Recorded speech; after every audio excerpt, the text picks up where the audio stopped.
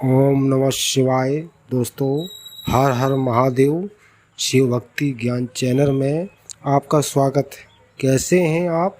आपके स्वस्थ जीवन की मंगल कामना करते हुए आज बात करते हैं प्रदीप मिश्रा जी के मुखारबिंद से सरल व अचूक उपाय। पितृ भूखे हैं, इसका तो वर्णन हमने पहले कर दिया कि रात्रि को जब आप सोने के बाद में 1-1.5 घंटे बाद अगर आपकी नींद खुल जाए, 1 घंटा 1.5 घंटा आप सो लिए, उसके बाद जो नींद खुली तो 1-1.5 घंटे तक अगर आपको नींद नहीं आ रही है, रात्रि को सोने के बाद में 1 घंटे बाद जब उठे तो आपको प्यास लग गई,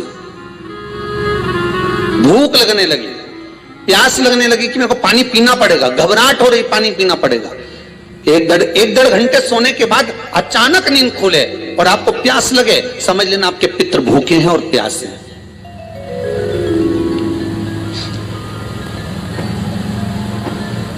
वो भूखे और प्यासे हैं, उनको जल की जरूरत है। किसी भी नदी में, सरोवर में, कुंड में, बावड़ी में, तालाब में, आप तीर्थ में जाकर जब स्नान करते हैं तो स्नान करने के बाद एक काम का नियम बना लो कि अपने हाथ की अंजलि में जल लेकर अपने पूर्वजों को देना है।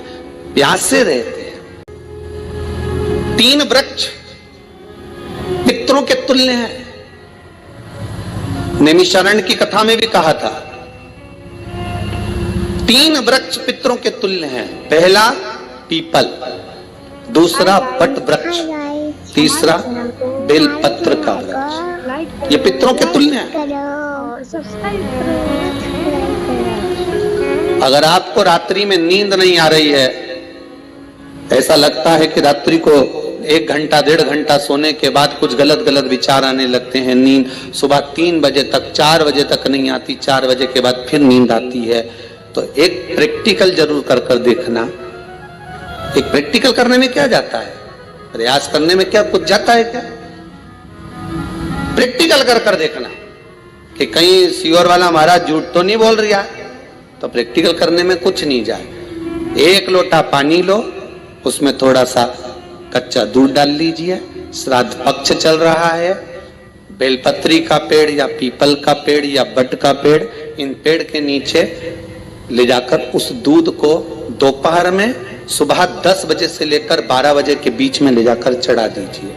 रात्रि को फिर ना आपको प्यास लगेगी, ना भूख लगेगी, नींद एक बार लगी तो सुबह ही खुलेगी। प्रैक्टिकल करने में क्या जाता है? पानी डालने में तुम्हारा कुछ जाएगा? अरे बोलो तो सरी, हाँ मैं 10 रुपया का दूध जरूर उसमें, और तुम इतनी चतुर हो, इतना सारा दूध थोड़ी डालोगी, तो 2 डालोगे। कहा तुम इतना डालने वाली हो? भले पूजन पाठ नहीं करे, पर कहीं का एकदम मिलने आ जाए ना, क्या अम्मा जी है क्या पाठ कर रही है, फिर वो भी बैठ गई तुरंत, अभी तो सोई थी।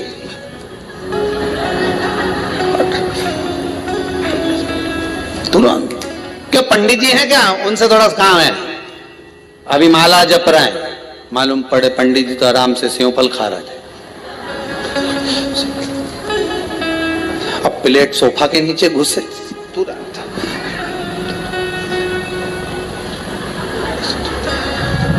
आंख ढुल गया, उसके पीछे विवाद हो जाए, या छोटी छोटी बात में घर में क्लेश मचा हुआ है, पितृदोष है, समझ लो हमारे पूर्वज हमसे खुश नहीं, प्रसन्न नहीं। कोई कहता है गुरुजी श्राद्ध बड़े बेटे को करना चाहिए कि छोटे को करना चाहिए? शिव महापुराण की कथा कहती है अगर जायदाद का पूरा हिस्सा बड़े ने लिया हो और तुमने अपनी माता का दूध ना पिया हो तो एक ही को कर लेने दो। अगर माता का दूध पिया है और अगर एक अंगूठी भी ली है, जरा सा एक कपड़ा भी अगर सास का लिया है, तो श्राद्ध तो तुझे करना ही पड़ेगा, करना ही पड़ेगा। तूने मेरा दूध पिया है तो बिल्कुल जम के तो बोलो। अगर तुमने उनका कुछ खाया है तो अब एक काम और हो सकता है, गुरुजी वो श्राद्ध अगर हम नहीं करें और बड़े भैया करें और हम उन्हीं के यहाँ चले जाएं तो चले जाए, मना कौन कर रहा है? पूड़ी का तेल तू ले जा, खीर का दूध 2 थैली तू खरीद के ले जा। जितना वहां वो सेवा करे उतनी सेवा तुम करो। गलत है क्या? जायदाद का भी तो हिस्सा किया था। सुई की नोक के बराबर नहीं दूंगा ने, ईंट इधर खसकी है तो हमारी इधर खसका दीजिए। हमारी बसियत में इतना लिखा है तो फिर बसियत में ये भी लिख के जाना चाहिए था। मैं तो कहूँ सबके, तुम डरो मत ही रहे एक भी। जब छोरा छोरी के जब सब सामान, प्रॉपर्टी दो ना, जमीन दो ना, जायदाद दो ना, सारा सामान छोरा छोरी के दो, तो उनके लिख के भी जाओ कि हमारी श्राद्ध कर दे अच्छे से, नहीं तो भूतड़ी बन के सुनाऊंगी। देखिए श्राद्ध करो।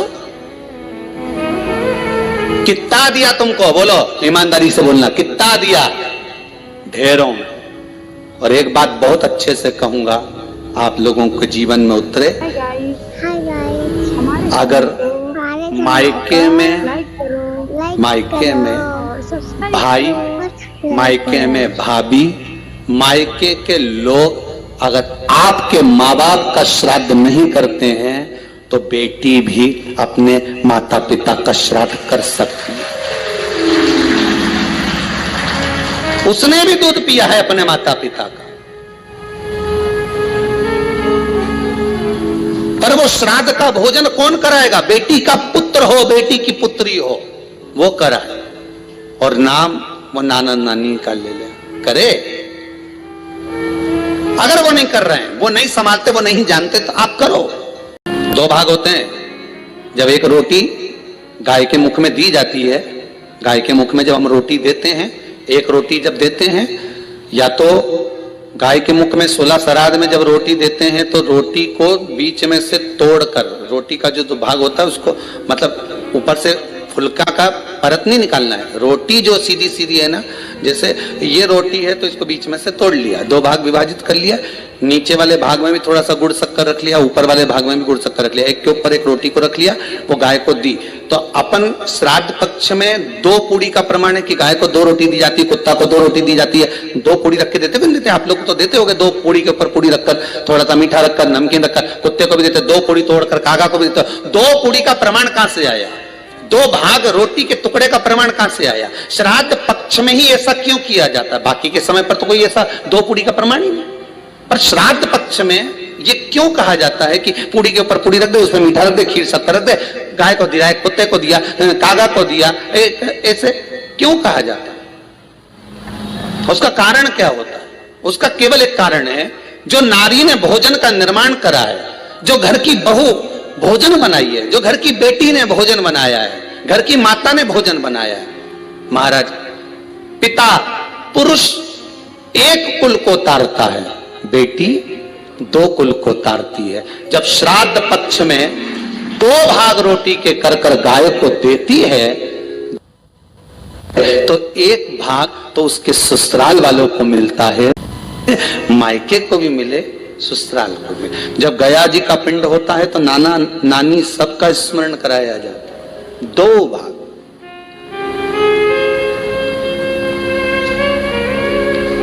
पुण्यता प्राप्त। अब लोगों को मालूम तो है नहीं कि 2 पूड़ी क्यों रखते हैं, उसका कारण वर्णित है शास्त्रों। दोनों पक्ष तारने के लिए, दोनों पक्ष का स्मरण कराने के लिए। महाराज, बिंदु प्रेत योनि में पड़ा, चंचुला देवी उनके मोक्ष का प्रयोजन कर रही है, प्रयास कर। क्या करा जाए कि इनको मोक्ष मिल जाए? कहा शिव महापुराण की कथा। पार्वती मैया की सहेली बन गई और पार्वती मैया ने शिव महापुराण में प्रेत योनि से मुक्त होने के लिए कहा, तुम रुका जी के यहाँ जाओ, देवऋषि नारद के पास जाओ। नारद जी ने तुमरुका जी के पास भेज दिया। क्यों? नारद जी जानते हैं मैं कथा नहीं कर सकता, मैं कथा सुन सकता हूं पर कह नहीं सकता। कहने के लिए मुझे बैठना पड़ेगा, सुनने के लिए हो सकता है कि मैं चले जाऊं, वापिस आकर बैठ जाऊं।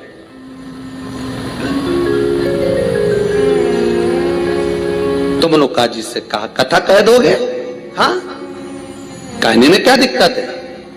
मेरे पति को प्रेत योनि से मुक्त करना है। तो मुर्का जी बोलते हैं केवल तुम्हारा पति प्रेत योनि से मुक्त नहीं होगा। तुमरुका जी ने शिव महापुराण में कहा, सुनो चंचुला देवी, केवल एक व्यक्ति शिव पुराण से नहीं तरता, इस बिंदुक जैसे ना जाने कितने प्रेत इस वायुमंडल में घूम रहे होंगे, ना जाने कितने पितर, ना जाने कितने आहूत, ना जाने कितने वासुक इस वायुमंडल में घूम रहे होंगे। तुम्हारा पति तुमको दिखा नहीं, तुम्हारा बिंदुक तुम्हें कभी नजर आया नहीं, फिर कारण क्या था? बस मन में शांति नहीं है। घर में सारा सुख है पर हृदय में शांति नहीं, समझ लो पितृदोष है। क्या करा जाए फिर? क्या करोगे? महाराज हृदय शांति, हृदय केवल एक अकेला बिंदुक शिव महापुराण की कथा सुनकर नहीं तरेगा। तुमरुका जी कहते हैं जिस समय पर मैं शिव महापुराण की कथा कहूंगा, सुनो चंचुला देवी, इस संसार के इस भूमंडल पर मृत्यु लोक में जितने भी जीव इस संसार सागर में भटक रहे होंगे, शिव महापुराण की कथा सुनकर वो भी तर जाएंगे। ये अकेली बिंदुक को तारने वाली नहीं है। इस मृत्यु लोक में जो विराजमान, आज भी नियम है महाराज, श्राद्ध का भोजन टेबल पर नहीं कराया जाता, श्राद्ध का भोजन ब्राह्मण को कुर्सी पर बिठाकर नहीं कराया जाता, श्राद्ध का भोजन श्राद्ध का भोजन आज भी प्रमाण है कि ब्राह्मण के लिए भूमि पर आसन लगना चाहिए और जमीन पर बैठकर कराना चाहिए। तब क्यों? क्योंकि इस भूमि पर बैठकर जब भोजन कराएंगे। हम आशा करते हैं कि भगवान शिव आपकी सभी मनोकामना पूर्ण करें। इस उपाय को करना ना भूलें। आज बस इतना ही, फिर मिलते हैं नेक्स्ट वीडियो में। दोस्तों वीडियो अच्छी लगी हो तो सब्सक्राइब और लाइक ज़रूर करें। ओम नमः शिवाय दोस्तों।